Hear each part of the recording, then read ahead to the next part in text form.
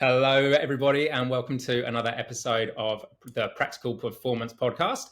Joe, Kate, and I are going to dissect this year's Kona race. We're massive fans of the sport. Obviously, Joe's still racing, but Kona is one of the best days of the year if you're a long-distance triathlete. So, like many of you, we were staying up all night watching it. So, we're here to chat about what we saw, talk about some of the highs and lows, what surprised us, obviously the performances, and really kind of dissect the professional race on the men's side this year and get both Joe and Kate's input into things. So what did you make of it?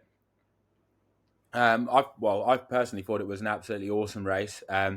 I like the whole build up with Kona, from 5-6 days out, everyone's speculating on what they think is going to happen. And there's so much content being put out. I don't know about you guys, but did you watch Lionel Sanders' vlogs that he was doing? Of course, yeah. It was 1 minute he's up, on cloud nine. The next minute you think, is he going to start the race? And you don't know how it's going to go, but it really kind of got you in the mood for Kona, especially when Talbot started going around and seeing some of the other pros and speaking to them. And I love all the hype leading into it. And then before Kona, I was so excited, getting my training done earlier on the Saturday, went to my mum and dad's, so we could watch it and stuff like that. And I thought it was a brilliant race. I mean, I don't know what it's normally like to watch it, because last time I actually watched it was 2017. I've been in it other than that. So I don't really know. And that was actually a brilliant one to watch back then. I don't know if they're all like that or not, but I thought this one was absolutely awesome. The only downside for me was the amount of adverts that Ironman kept chucking in every 5 minutes or 10 minutes, which is a bit annoying. But I mean, what can you do? Is what it is. There's no other alternative. But I think if they actually charged for an ad-free version, $5 or something, you'd pay it. I would happily pay $5 or $10 to just get rid of all the adverts. Yeah. But it never used to be that kind of ad. I remember and I agree with you, Joe, with the hype around it. I remember staying up, because in Australia, obviously the time difference is so big. So for us, it's a nighttime thing. So it starts at 10 p.m. or 11 p.m. or whatever. And you stay up all night. It's the biggest sleep overnight, get with your triathlon friends and watch it. And it's so cool. You're so inspired to do your training that day. And then when you're on the island, because luckily all three of us have raced it, we're not quite like Joe. Oh, I don't know what it's like to watch it because I race it every year. I've only ever raced it.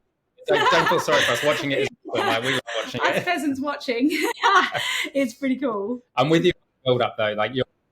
There's no other event that gets people hyped up as much as Kona. And, I don't want this to turn into a Nice versus Kona kind of chat necessarily, but Kona just does it good, doesn't it? And the media just get behind it so well. Like you said, come Saturday, you are just buzzing to watch and see what happens. I do have one question, and I really want someone who's watching this on YouTube, on the podcast, however you're watching this, to let me know, because I've wondered what the undie run was like this year. Was it just a giant sausage fest because it's just all men in undies? But apparently it was amazing.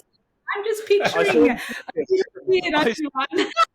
This is weird. This is. There was 1,000 men. There was loads of men that did it. I actually thought no one would do it, but it was literally just a load of men in really tight speedos and stuff like that. Where do your eyes go? I'd be there's a lot of. Just when you go down the street, they have gay pride and stuff like that. It was basically being in that, but in Kona, they basically brought it to Kona. Yeah. I know. I didn't want to say that it was great. Yeah, you know what you said about being inspired? I was actually really inspired as well, after watching it, and I actually booked my accommodation for Nice already. That's cool. I booked it. I told my mum, and she's like, yeah, but you haven't qualified yet. And I said, yeah, but I will. I'm in for it. Are we coming? We're going to crash your accommodation. Yeah, definitely. Love it. Yeah, no, I love that positive mindset. You got to be, like you said, set your stall out, no doubt. Just like you said, get the qualification done in your mind when you know you're going. That's half the battle, isn't it? I reckon. I love that. I told Leon Chevalier as well that I booked it, and he said, make sure it's refundable. Savage. Well, you need to maybe we'll do a little bit more swim specific strength, a little more more swim. Swim focus. You need to hang out with Andrew a bit more, get some more swim tips. I mean, Leon, I'm sure we'll on Leon's race a little later on. He had an awesome day out there, obviously. But let's kick off with the swim then, obviously. So now that we're post race, obviously we know how things kind of started out for most of the male pros. Sounded like all of the jellyfish around Hawaii had gathered in Digby Beach and just ready for everyone to jump in, and obviously impacted a lot of people by the looks of it. But is this true? Like, the jellyfish actually stinging a lot of people, or is it excuses? Like, I'm not being funny, but like, I've been there since 2015. You've been there from before 2015, Nick, like your first time. And the only time I can remember someone actually, I've never even seen a jellyfish for starters in Kona the whole time I've swum in there. And the only time I can remember someone actually being stung was Daniela Reef, I think in like 2018 or maybe 2019. And, you know, when you lose 8 minutes on the swim and you're Daniela Reef, I think it's pretty clear that you've had something done. And obviously, like Matt Burton losing 10 minutes on the swim, I think that's pretty clear that something drastic's gone on with him, with how he was swimming in Cairns. You don't lose that. But other people that don't really have a bad swim, they swim like where they are, and then they're trying to blame their race on jellyfish. I mean, is it really jellyfish, or is it you just searching for excuses, and like someone's nail accidentally touched you, while you were lining up on the start and there's skull and water? I just think like people kind of hear one person. Yeah, I just feel like people hear one person say it and use it as an excuse, and then like it's almost like justifies like not having your best day. And I wonder how much truth there actually is to it. Maybe I'm just a bit of a pessimist on some of the people, but I just feel like there's a few excuses that come out. Well, who was it that you were listening to who said he got stung who came fifth, was it? Fifth. Oh, I mean, well, the post-race press conference, I think most of the top fives, they were chatting about it a bit and said that they'd all experienced it a bit. But yeah. Magnus, he did say that he kind of thought in his mind, well, I remember Daniela, I think it was Magnus, or it might have been Leon, say that they remember Daniela getting stung in 2018 and she went on to win, obviously, so better not use it as an excuse. But obviously it seemed like it, to whatever extent, obviously impacted a few people before the swim. But obviously the race started as planned, and interesting to see how things kicked off. A few distinct groups kind of went in separate directions, and there was a bit of convergence quite early on then, and a reasonably big front group, wasn't it, Joe? Yeah, well, my prediction was that it was probably going to be a fairly big front group, because I thought it would start off pretty quick, like normal, and then there was loads of good swimmers in there, but not anyone in particular who's like is just a swimmer and they haven't got the strength for the bike and the run. Like a lot of the good swimmers were good cyclists and runners, and I kind of felt like it was going to start off fast, and then once they were in that lead group and people saw that they were in there, they'd be happy to kind of just be there, and they didn't really want to lead it. They just wanted to make sure that they were not in a bad position starting the bike. No one wanted to be like 2 minutes or 3 minutes down. So I kind of felt like that everyone was going to start off fast, and then after about a K or 1,500 meters, once they looked around and saw that they'd made the pack, then they were going to take their foot off the gap. And that was kind of what happened until Sam Laidlow did a decisive kind of break just after the first right turn where the boats were, in between the boats where you have like the two 90-degree turns. He kind of upped it for about 4 or 5 minutes, and that actually split the group, like him doing that just towards the end of his turn on the front. And that was where we actually saw, I would say, probably one of the most decisive moves in the whole race, actually, because Magnus got dropped there. And had Magnus not have got dropped and he was able to start the bike with Sam, he would have obviously gone with Sam when Sam was pushing the pace. And although he never really managed to make much time into Sam, if he was like with him and he was gaining that few watts that you might get just being like 12 meters behind, say he was saving 10 watts, would he have managed to stay with Sam the whole way? I mean, if he was working with Sam, he probably would have faded a bit towards the end, but it would have been very interesting, because my money would have been on Magnus outrunning Sam had they got off the bike in a head-to-head. So I think Sam would have been a bit like, I need to drop him, and Magnus would have been happy to start the run with him, but they wouldn't have been able to still sit on their laurels because they needed time on Christian. No one wants to take Christian to the to the run. So I thought that was really decisive when Sam did that move, and that kind of like really kind of forced his cards to play when they got out of the swim. And it also managed to like make it a slightly smaller group. I think, what was it, like 22, 23 people that got out of the water together at the front, something like that. That sounds about right. I mean, you've got to, as you say, hand it to Sam, whether you're a big fan of his or not. I mean, he really did, lay it down, didn't he? And kind of set his stall out early on. So it was Menno, Koolhaas, awesome name, who led the swim out with Sam right on his feet. And as you said, big group. Sam absolutely ripped it through T1, didn't he? And he had a little bit of a lead coming straight through. Yeah, but also Patrick Langer making that front group, for me, when I saw that, I was like, oh, wow, like Patrick's on one today, because I'd seen a few of the races that he'd done, like Frankfurt, he missed the pack, Roth, and he said he got kicked in the ribs and obviously didn't make the pack. And in the practice swim, he was like 3 minutes down. So when I was expecting Patrick to lose 3 or 4 minutes in this swim, if I'm honest. So when I saw Patrick in the lead group, I thought, oh, wow, he must be on a really good day, because he's had the best swim of his career. And certainly the best swim he's had in a few races. I mean, even Texas this year, he didn't make the front group. He was about 1.5 minutes, 2 minutes down. So fair play to Patrick. He did the best swim he could have hoped for, and on the day when it matters. But yeah, like you say, like I saw Sam get out and he drilled it through, and it was obviously pretty clear at that point that his intention was to just hit the gas straight away on the bike and try and get I think mainly to get the gap on Christian, because I think Christian would have gone with him and just tried to hang on for as long as he could and limit his losses. And he knew that if he could just get 10 seconds on him in transition, that would be enough. That the elastic would kind of be gone. Christian's not gaining anything, he's not 12 meters behind him. He's too far that he's saving any watts from being there. And he could get, and that first bit through town, because it's quite technical, it's quite easy to get like a decisive gap. And he did. That was what he did. He pushed the pace through town, got out onto the Queen K, and I think he had about 50 seconds by the time they got onto the Queen K. So at that point, it was like he's on his own. He's kind of shown what he's going to do. His aim is just to put time into everyone from the start, and hope he's got enough time to hang on the run. Yeah, for sure. What I found interesting starting off on the bike and then watching the coverage was how dialed so many of the male pro positions are now. And if we compare this to, let's say, Joe, like even as short a time period ago as like 4 or 5 plus years, it seems now that 95+% of the pros out there are super dialed in on everything aerodynamics, from their bike position to their bikes to their, obviously helmet choice, clothing. And the big one, obviously, that we're seeing now is how people are carrying their fluids and their hydration strategies.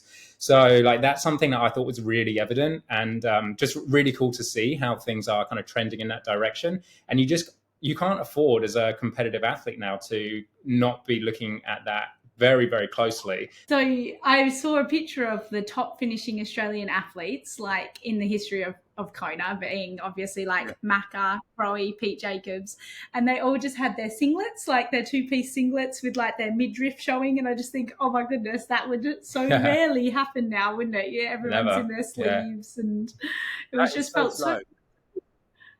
Yeah, wearing them 2-piece ones is really slow. That was what made me, like, first of all, wear like an all-in-one, because my friend did like this aerodynamics thing at like part of his degree at college, like here, and part of it we had to do some like testing, and it was obviously like a bit quite really basic kind of testing, because this is going back to like 2014. So not many people were really doing any aero testing unless you were like went into a wind tunnel or like the velodrome. Like it was really hard to do because there wasn't all these like this software and these like aero sensors. But I was using like a 2-piece one, and I remember it was like a 2xU one, like standard thing that you'd get, and we'd ride up and down a bit of road where there was like no cars. And then I did the same in like a cycling skin suit. And the difference was absolutely huge. In like 4K, it was like 16 seconds, something like that. I remember being, or 20 seconds. And then obviously when you worked it out over like the full bike course, like, if it was 180K, how much time it would be, it'd be massive. So then I'd raced Ironman Weymouth or Challenge Weymouth at the end of that year, back in 2014. And I decided to wear like a cycling time trial, like skin suit. And then do a full change, and put some run stuff on for the run. And I managed to end up like win the race. And I reckon I broke away on the bike, and I reckon part of it was because I saved so many watts with the cycling suit that I was wearing. And that was one of the first people to wear that, like, something like that. They didn't even have like triathlon suits that went down to your like elbow or anything. It was completely new back then. So what I'm hearing is Joe's telling me he's a trendsetter. He started the trend. That was actually right. That was with an Endura cycling time trial suit. And then after that, I rang Endura up and said, you should do a triathlon, you should do a triathlon like suit, because this is what happened to me. I told them about doing that, and that I managed to win the race. And they said, it's interesting you say that. We're actually planning on doing something next year and working with Simon Smart, and he's going to be working with like Luke McKenzie and stuff like that. Would you be interested in like coming on board with us? I said, yeah, definitely. And then for 2015, that was like when they released the first one, and but it was just pure luck that I managed to do that with an enduro suit and then speak to them at the same time, like because I rang them up, that I managed to get involved in that. And then you were wearing one, weren't you, Nick? You started wearing one like at the start, because I think you were working with Simon Smart back around that kind of time as well. Yeah, we're going back a while. But yeah, 2014, I think that season, like you said, was when I think I first started doing some testing with them with some different material suits. And I remember the early versions were so restrictive in the upper body compared to the kind of suits that we'd get now, and the suits that that Enduro followed up with. But it was just a process of, I guess, obviously trial and error, trying different materials and seeing what was obviously not just testing well in the wind tunnel, but then what actually worked out well in the field when you were out racing. Because even if something tested fast aerodynamically in the wind tunnel, that's brilliant, obviously. But if you go out in a race and you feel it's way too restrictive on the run, for example, or significantly too restrictive to be able to wear it over your shoulders in the swim, like those are important things to consider. But yeah, like you said, this is going back 10 years ago now. Suits have come on massively since then. Yeah, that Drag 2.0 one still tests pretty quick though as well. The last one, what they did, because I tested that in the wind tunnel compared to some of the modern ones, and their latest like version of it, which was probably like, I don't know, 2017, 2018, is still right up there with some of the fastest suits, not much slower at all. It was crazy, like so far ahead of its time, that suit. Yeah, it's cool. And I reckon, like I just said briefly, I don't know, this is something you've done a lot of testing with, obviously, Joe. Visually looking at the athletes on their positions now, what really does stand out is some of the hydration placement. What has been your experience in testing different bottle options? Because I know this is something that lots of people have seen with your positions in the past and kind of asked you questions about. The big barrel chest placement, bottle placement.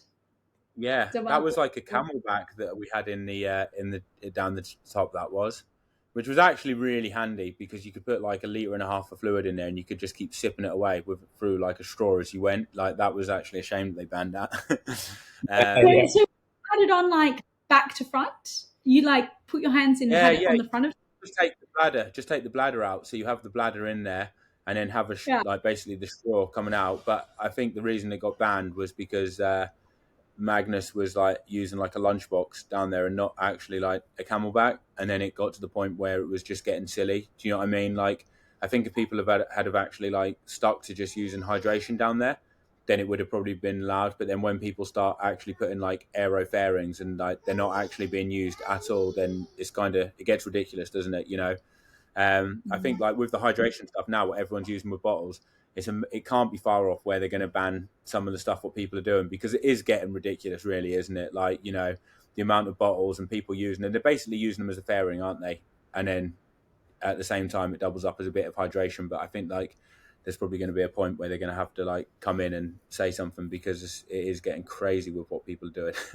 But you can't blame them. Sure. Like everyone paying the extra watts, and it's not banned at the moment, so you're just going to play within the rules, aren't you, and do whatever you can to save the watts. I mean, that's what we always do whenever we go to the wind tunnel, is just try and thinking of the ideas, thinking what you can do, and then just testing it. And then if it comes out faster, then that's it. You make something that will do what you want it to do.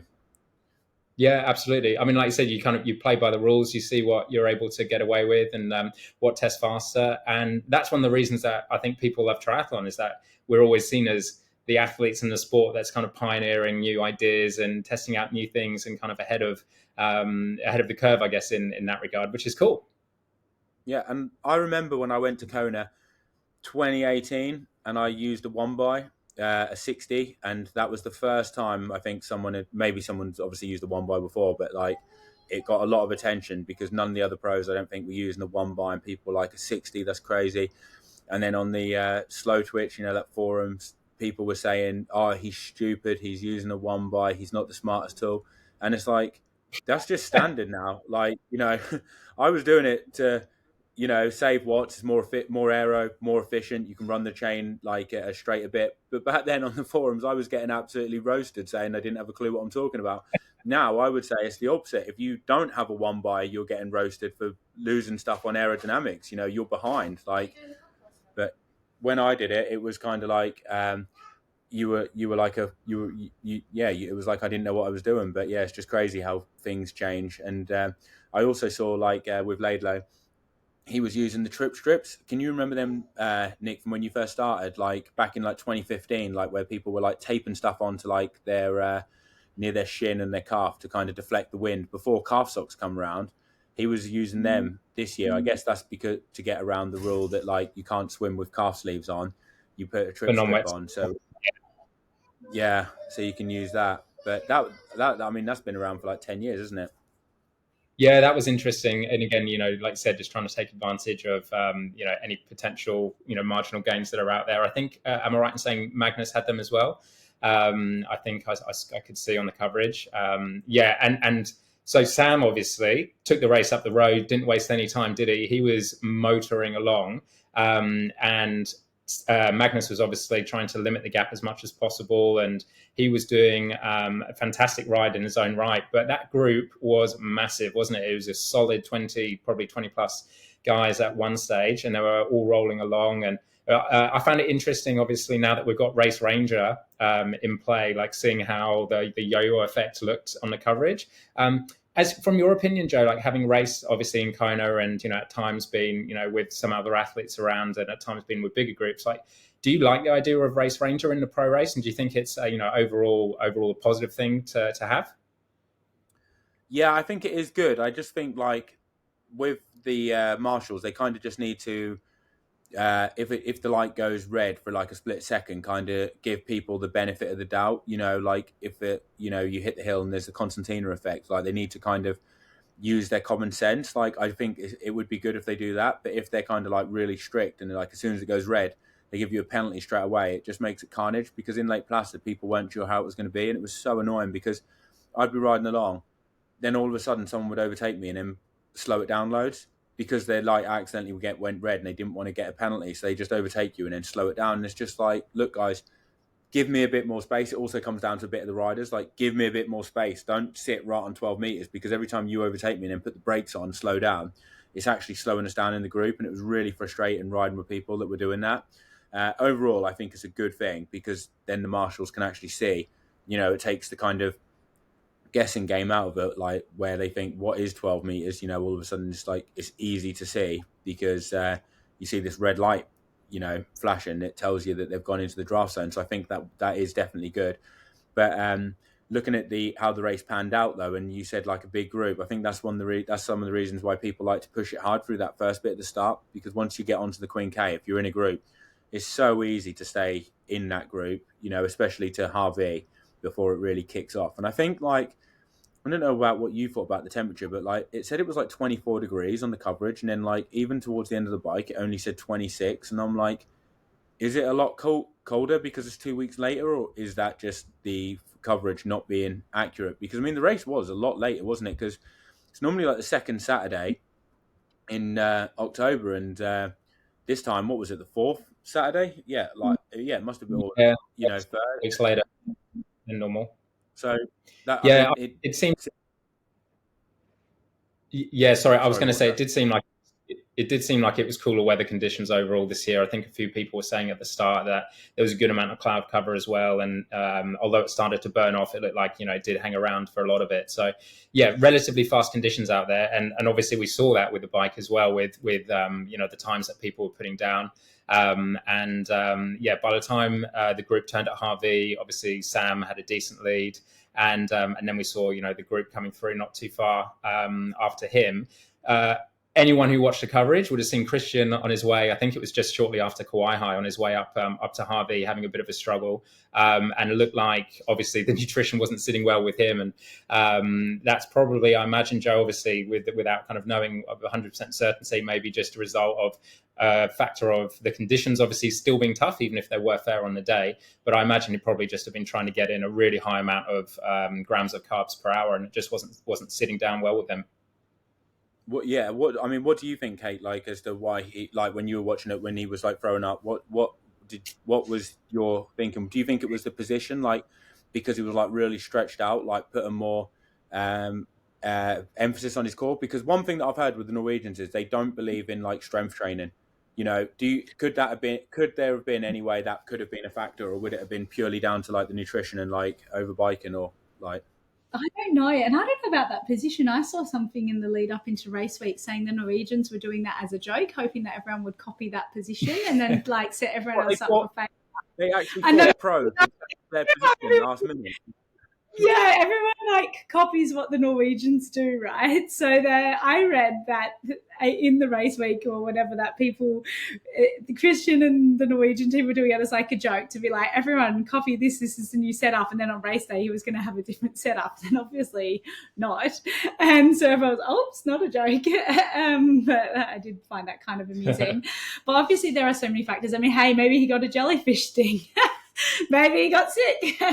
No, I don't know. I really don't know. I also think that sometimes you just have a bad day, isn't it? Like, it's interesting if that position could have played a role. I mean, it doesn't sound too much like the conditions would have really taken a toll on it. And maybe it could have been the opposite, where he could have been trying to go for a huge amount of carbs and water and it didn't match the conditions. Like, maybe he went too much. It's like, it wasn't hot enough maybe for his plan, and it could have been too much the other way.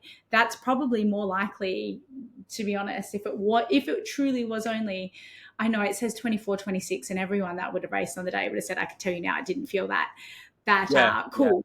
Yeah. But the relative feel or the real feel is obviously going to be a lot higher, but relatively, I do know it was faster conditions. So maybe he did take in too much, and that could have made him sick.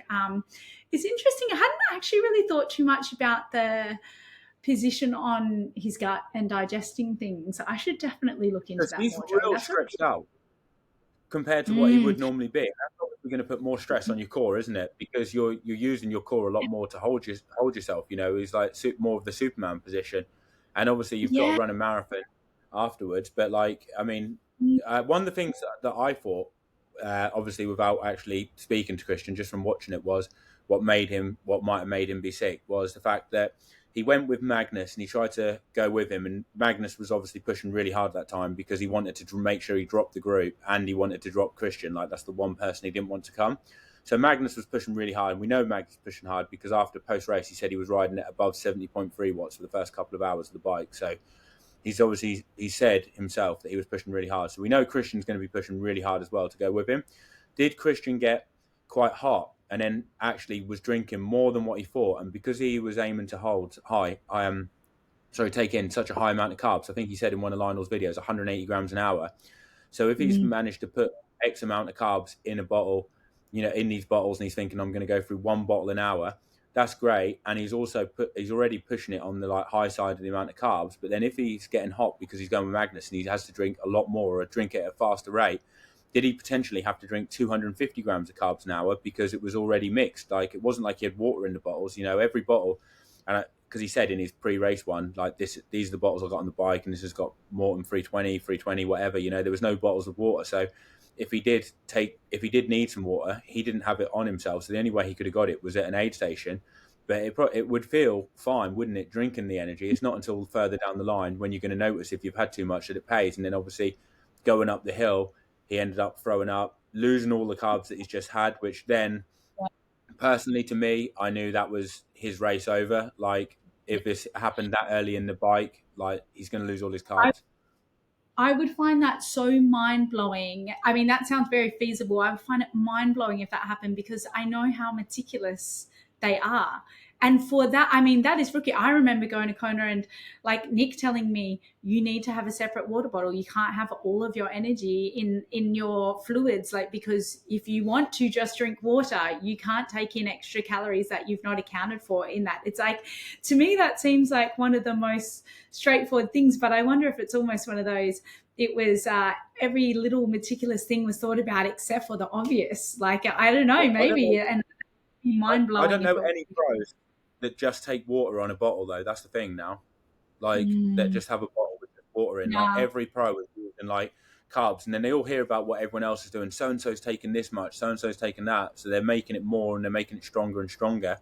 And although you might be able to take it and you drink it, doesn't necessarily mean you're digesting it. It can be pooling in your stomach. Do you know what I mean? So a lot of these people taking like 160, 170, 180 grams of carbs an hour doesn't necessarily mean their body's able to actually absorb it. It could just be pooling in their stomach and not actually doing anything, and actually having more of a detrimental impact than what they think. And yeah, I mean, or it could have just been like you said, like unlucky. It could have just been one of those days where you end up feeling sick like that. But then the thing that does come back and wonder if he is pushing it a bit too much was the same thing happened in Frankfurt, didn't it, during the marathon? That he was lucky enough that he was close enough to the end that he could probably get away with that a bit. So it does make you wonder, like, is he pushing the carbs too much that it's actually having such a detrimental effect? Because if he does a 70.3, he's always executing his best, isn't he? And he probably doesn't need to take that many carbs in, because your glycogen stores are going to get you through. It's only like, a reasonable amount of carbs you need to kind of top yourself up a bit. And he's never sick, really, well, from what I see. And it's also hard too, because I think especially the likes of Christian, we kind of almost see him as like superhuman, isn't it? Like he's the gold medalist, like the Olympic gold medalist. He's like Christian Blumenfeld. I think everyone puts so much pressure on him to be the best at everything. It's Olympic year, so he's been focusing on that. He's been saying he wants to focus on his cycling to be an elite cyclist. Then he's going to Kona. Like, it's almost like you can't be that good and win everything. But I think everyone loses sight of the fact he's only human and expects him to be perfect at everything or really good at everything, or because they're so meticulous, it's expected that he should nail his nutrition and that he shouldn't make these mistakes. But at the end of the day, I think he's doing a great thing by trying to do Olympics, trying to do Ironman, trying to do just cycling, like, because you learn so much from doing that. But his learning and those mistakes, like on Kona, that's in the world stage. That's the trouble, is that then it's like, oh, shame. But it doesn't matter, because he'll go again next year or whenever he goes again, and he'll learn from it and he'll be good again. Then everyone will go, oh my goodness, I told you the Norwegian method was what works. Right now, everyone's going, oh, it doesn't work anymore. Is that, oh, blah, blah, blah. It's like, well, hang on. A couple of years ago, you loved this guy and you thought he was the best. Now you don't like him. It's like, he's going to learn from all of this and he's going to come back better, or someone else will learn from it and come back better. But I think the poor thing about Christian, I really feel for him, because I think there's just so much expectations on him. Like, if he did do just cycling, everyone would expect him to be leading the tour. It's like, no, hang on. Like, he just can't do that. But I think there's just so much on his shoulders, doesn't he? Like, everyone expected to win. Even if he'd have got second place, people would have said it was a failure, wouldn't they? Like it was like everyone was expecting him to win, and like all the predictions. But I also think as well that having Christian in the race, with how it panned out, enabled Lange to win it. I think if Christian wasn't in the race, Lange wouldn't have won it. Magnus wouldn't have been so desperate to try and get such a big gap on Christian and to put such an effort in to drop him, because he would have known he could have rode less hard to drop that group, and he could have been more at his own speed. Sam wouldn't have been so worried about hitting the gas straight away, but he knew that he needed probably 6 minutes minimum to do it. So you can't mess around when you need to get 6 minutes. The longer you leave it, the harder it is to get, and the more confidence that person would have had.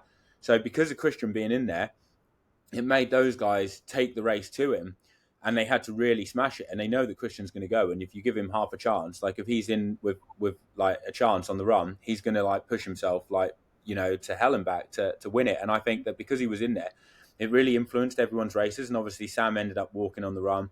Christian lost his carbs, and unfortunately the right one was on the wall for him. It's a shame, really, because it would have been so interesting with how it panned out to see Christian and Lange, with Lange running that well in the heat, going head to head on the run, because it would have been great watching those two trying to catch Sam, but then also battling it out between themselves until the wire. That would have really topped the race off. So yeah, I mean, Christian being in the race, I think, made those guys take the race on really hard. And obviously Ditlev managed to get second in the end, which was great. But I mean, he blew towards the end of the bike, didn't he? And I saw in his interview that he was struggling to push 200 watts.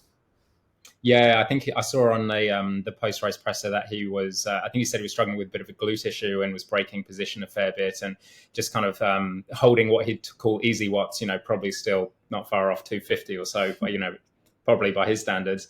But yeah, no, it was an interesting end to it. It was Leon Chevalier who came in second off the bike behind Sam. Interestingly... Rob Callan came second. Robert Callan was the one who came second. Yeah, because he caught Ditlev before the end. Okay, all right, I got that wrong then. I thought that that Leon had come through, but in any case, he was pretty high up there, and he interestingly, I think, missed the front group and kind of ended up soloing for a good portion of the ride. And like one of the things that I wanted to ask you, Joe, because you've been in a similar position, do you think that can actually be beneficial in Kona in the men's pro race? Not to be involved in the group dynamics and to actually be a little bit further back and in a position where you can ride the race a lot more steady and avoid, like you said, those kind of peaks and valleys in terms of power output that you inevitably have when you're riding in a big group? Potentially, yeah. I mean, it would do if you were in the group, but then there is bits of between the hills where it is so easy, and you are getting pulled along. And then also you have the motorbikes on the outside, which do give the group some benefit. So you're always fighting against that, which is why it makes quite a big difference if you're in the group. Because even if the motorbikes aren't necessarily in front, just having like 3 or 4 motorbikes to the side pulls that group along and gives them like a bit of benefit as well. So you could be 6th place in that group, but if you've got some motorbikes to the side and you're actually able to sit in a bit, you're going to be saving a lot of watts, 40, 50 watts, something like that. So that's going to make you a lot fresher and certainly enable you to keep your body temperature down a lot until it kind of spices up on the climb to Harvey. And then from Harvey, it's kind of like on all the way back. But Leon wouldn't have really had any of that, and he would have been battling away. So I think it's definitely easier to be in that front group, even with the spikes, because they're not that bad. And you can ride on the front of the group, can't you, if you want first or second, and you're going to get less spikes. You don't necessarily have to be like right at the back. But yeah, once you get to Harvey, the group's all split up there anyway, and then it's kind of like every man for themselves. But it's mainly, it depends what the motos are like, I'd say, to be honest. Like if it's a fair race, it's not too much of a disadvantage. But if it's not a fair race, then you've got absolutely no chance. And this time it looked like it was pretty fair. I mean, like whenever they were showing you like the leaders and Magnus and Sam, it was like there wasn't any motorbikes really in front, and it looked quite legit, I'd say. And that's probably why Leon was able to ride up to the lead group. And then unfortunately Trevor Foley, who ended up like crashing towards the end, was going to start the run just behind. And had he not crashed, I think he would have been in the battle with Langer, because he would have got off the bike just behind, and he ran 2:36 in Lake Placid.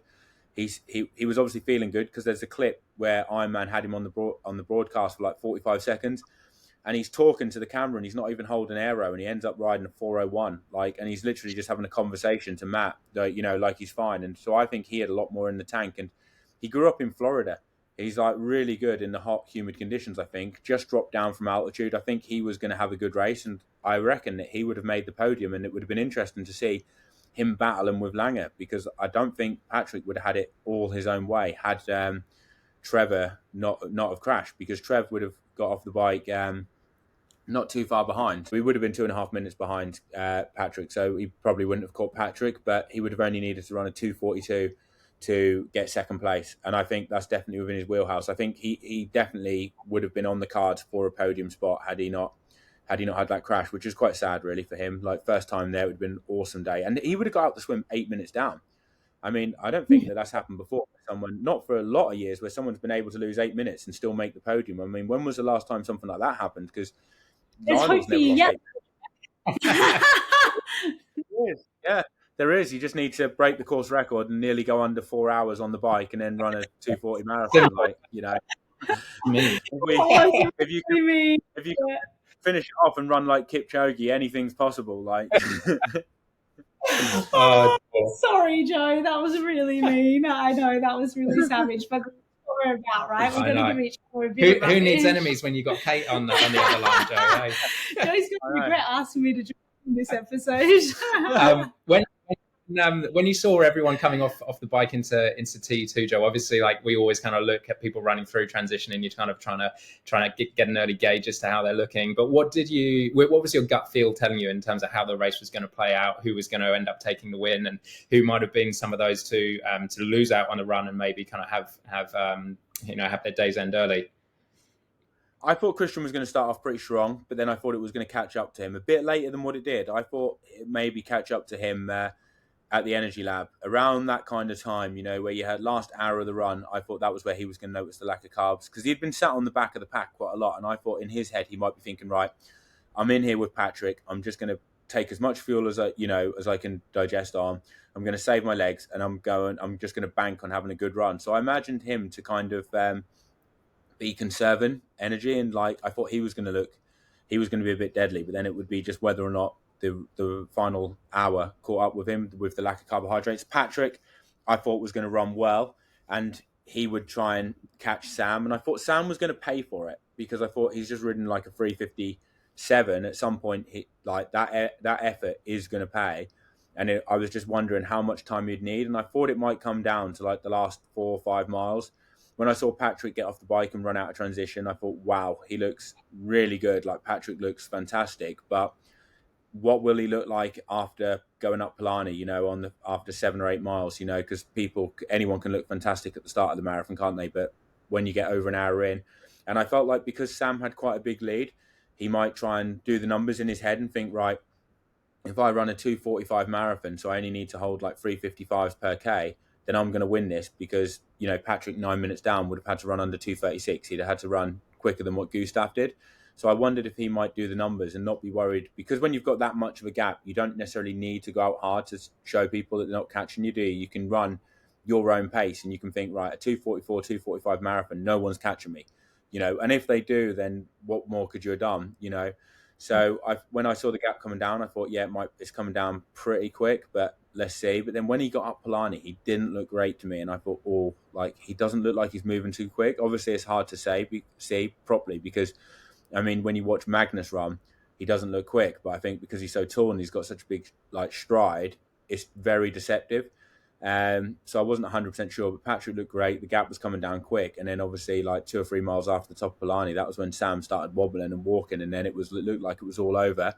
But then there was a huge battle behind for the podium spots. I thought Menno Koolhaas was going to be give Patrick a run for his money because he hadn't run over 2:40 in a marathon. I think he was 2:35 in Frankfurt, and he'd done under 2:40 before in Almere. So I thought he was going to be a real threat for Patrick, but apparently he's been injured up until 3 weeks before the race and was running in an Ultra G. So that probably scuppered his run training a bit. But yeah, I think he could have been a threat. And then obviously if Trevor Foley, if Christian, it's a shame Christian wasn't had the problems he did on the bike, because it would have been really exciting to see Christian and Patrick battling it out for the Kona win. That would have been the cherry on the top.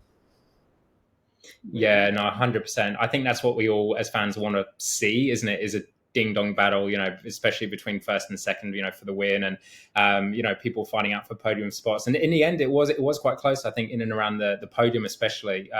Maybe not between Patrick, obviously, and Magnus. Patrick obviously had a absolute storming run and had a very, very deserved victory and a big margin at that between second. But then it was quite close, I think, third, fourth, fifth, pretty close margin. Obviously, Magnus in second and Rudy von Berg in third. And Leon Chevalier, and then the Dutch guy, Menno Koolhaas in fifth. So close racing, kind of probably from that kind of third spot onwards.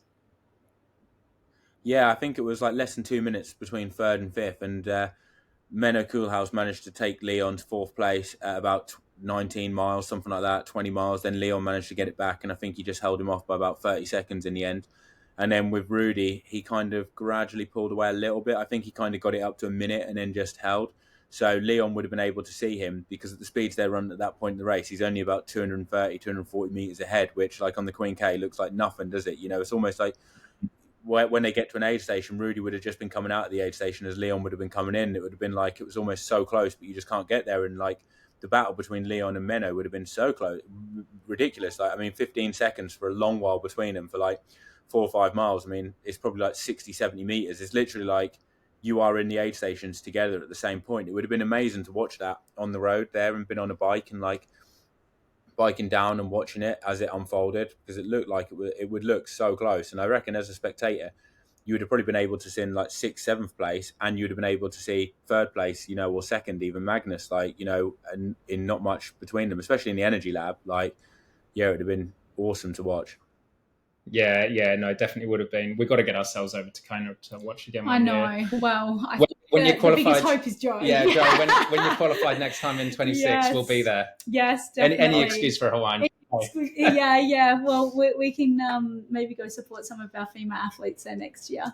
Of course, and absolutely. then support Joe the following year, which will be really cool, wouldn't it? Yeah, it will. We've got to give a shout out as well to our buddy Nick Thompson, who is from West Australia. His debut Kona as a professional and came through in 21st, which was an awesome result. I think he was also one of the youngest in the field as well. He was the second youngest in the field, and his time is the 4th fastest Australian time. Yeah, I mean, even on a day where it's quick, that's just unreal, isn't it? Like, props to you, Nick. Well done, mate. Yes. We're really pumped for you. And he's just a really nice person to be around and work with, so he totally deserves that. It was so impressive. He had a great swim as well. He managed to make that lead pack, I think, on the swim, didn't he? And a phenomenal ride. He did it a 403, 405? I mean, he came, I think, off the bike towards the back of that main group. It's amazing. He did so well. So it's a special shout I know. out No, if you haven't heard of him, he'll do well in the future, no doubt. Even better than he already is. So remember the name. I thought you were about to say even better than Joe. I was like, you're the one. You're the one who's harsh to Joe. I was going to say, I'm Team Joe. Savage. Don't worry, Joe. I got your back. He might do. He's on the right track if he's doing that well in his first time. And if you can swim like that in Kona, you're definitely setting yourself up for a good race. To be honest, I think that's it. Because I've seen how he does on the bike. He probably would have been a bit disappointed that he didn't get off the bike with the Patrick Lang group, wouldn't he? Because he is a stronger cyclist, looking at how he's done in other races than Patrick. So I think, would you say he'd be a bit kicking himself, or he knows that he can stay there, and he would just be a bit frustrated that he wasn't there starting the run? Don't you think? Yeah, I'm not too sure. I think. Yeah, first time round, I don't know. My personal take on it is when you're that young, first time racing as a pro, you got to I guess kind of get runs on the board and try and put in the best performance you can and take risks without being too risky, I guess. And it sounded like he was a little disappointed in his run, perhaps. I think he had a 3:06, but like you said, overall performance, absolutely unreal. When for your first Kona pro race, or first Kona race for him as well, wasn't it? That's consistent all round. It's pretty phenomenal. Absolutely. No, we saw some crazy performances, and like you said, Joe, it gets we're not even racing triathlon, Kate and I, and we're fired up. So I know, but you must be pumped. You know how magic it is, isn't it? It's just magic, and it is. It's so motivating, and it's such a cool event. It really is magic. When we watched the stream and you saw it was dark and it was going light, and they were singing, and it was just it gives you goosebumps. You're watching it through a screen. It's pretty. You don't get that hype with Nice. No matter what anyone says, it's not this. It's nowhere near as good. Being out there, Nice, you don't even realise the race is in there. People come there, travel out there to Nice 3-4 days beforehand. With Kona, everyone's there a week before. The hype's building up. It's completely different. The whole town takes over, and everyone there is a triathlete or part of some kind of media. Loads of people's family and friends go, I think, because they're like, oh, you're going to Hawaii, are you? I'd come there because they think I wouldn't mind. Everyone wants to go to Hawaii, don't they? It's an incredible place. Whereas you tell people in Europe you're going to Nice, it's it's easy to get to, but it's Nice. It's you could go there anytime. You don't really get an opportunity to go to Hawaii every year, do you? Yeah. It's very rare for a normal person to go to Hawaii. It's a once in a lifetime trip. And I think that magic of people it is. Weather gods and stuff, isn't it? You think all the gods are with you or whatever. You don't think that the so history much. Of the sport and everything. It's very cool. The battles that have been there, and one thing I think the coverage doesn't capture enough is how scenic Hawaii is.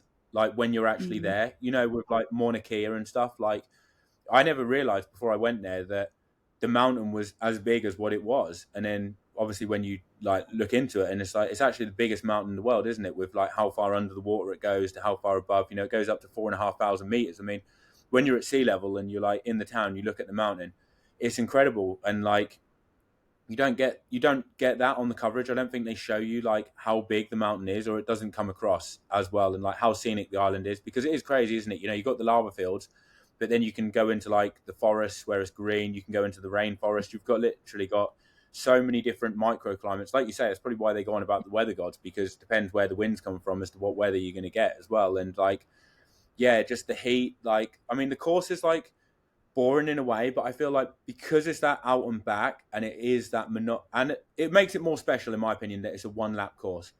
I think for a Yeah. world championship, when you have lapped courses, they flip and suck. Because could you imagine watching that race and trying to see where the leader was? And you're trying to see where Laidlaw is, and there's like age groupers on their like third lap when you're trying to watch the race. I like one lap courses for world champs because everyone knows when they catch someone, they go past that person. That is a position that you've just gained. You're not thinking, is he on lap 2? Is he on lap 3? There's no one getting in the way. So when people are watching it, they know, oh, this person's coming. He's at that point on the course. You know, they don't fit, and it just makes it more special. I feel like if you're going to be a world championship course, you need to be one lap bike, one lap run, one lap swim. You know, it needs to be one lap of everything, and that makes it more special. And I feel like on the Queen K, because you're surrounded by the volcanic rocks, it's black, there's not much going on. That is kind of like part of the charm with the race, isn't it? It's that loneliness, you know, on the Queen K.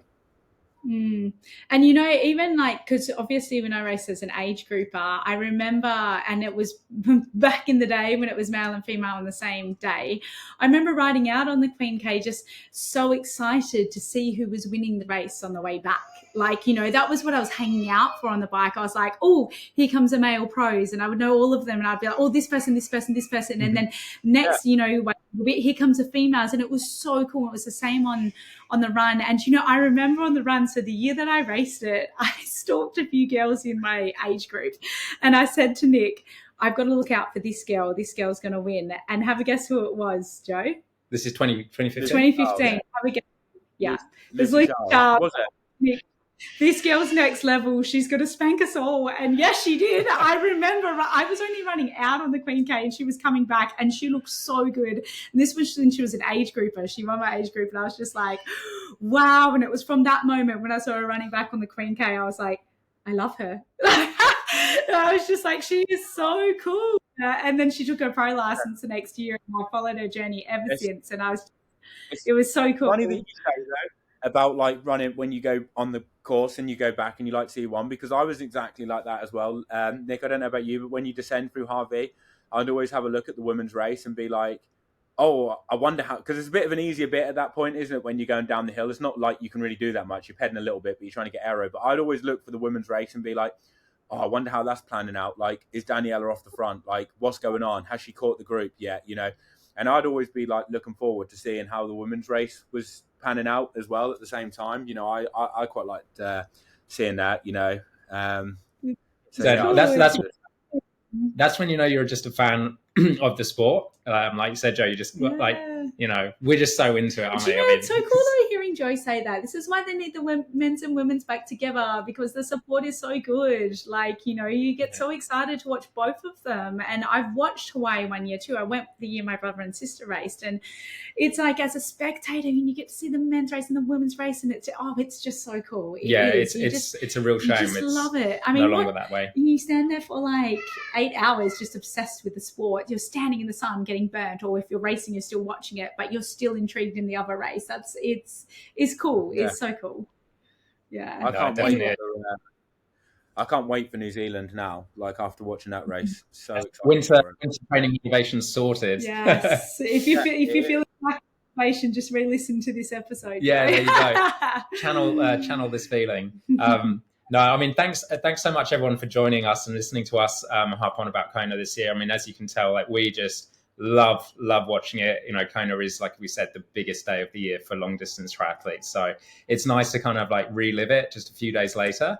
And like you said, it's cool, like Kate just mentioned, hearing Joe even say how, you know, pumped up and excited he gets for it, and we're just the same. So, you know, hopefully you've enjoyed you know, the input, and especially obviously I think it's really unique, Joe, getting like your input on it, you know, as a professional who's been there and done so well and continues to race, and it's a really unique perspective. I think that no doubt a lot of people will really benefit from, so I'm sure people will really enjoy that. So yeah, thanks so much for joining us on this. I guess it was a bit of a whim episode, wasn't it? It wasn't really planned. A bit of a special edition episode. It won't count as maybe like our traditional ones, but we feel like Kona deserves its own little. It definitely does. What are we going to talk about next? Oh, it's off-season strength training. Now Kona is done. Next episode, we're chatting all things off-season, which is very exciting. Cool. Yeah. Joe's in off-season, so Joe's in his off-season, so he's going to join in on that one and listen to every word I say about how he can make New Zealand even better. I'm racing Cottonmouth now. After that, I'm racing. I'm still in season. I'm racing Cottonmouth. Love it. All right, everybody. Thanks for tuning in. Fantastic. See you later.